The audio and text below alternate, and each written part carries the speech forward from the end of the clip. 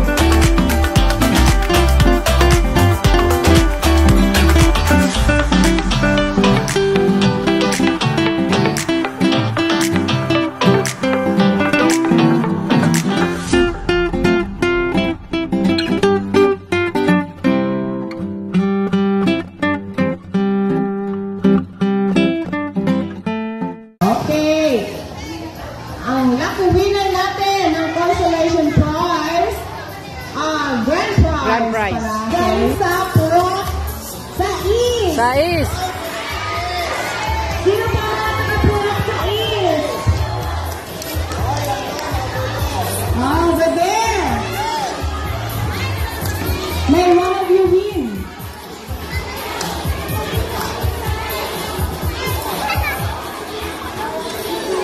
Wow, ang dami sa list. Ibig sabihin, marami sa family. 7, 2-7. Debut, Luna. Wow! Congratulations! Swerte!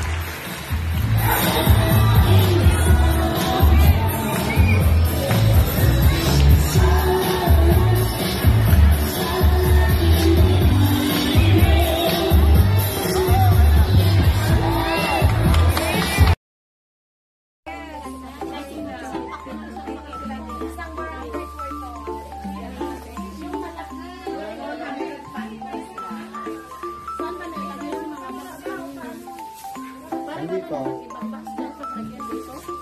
Ha?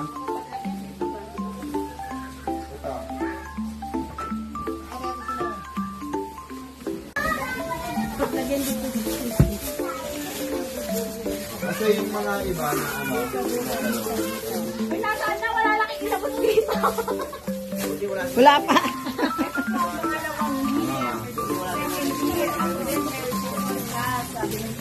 wala na.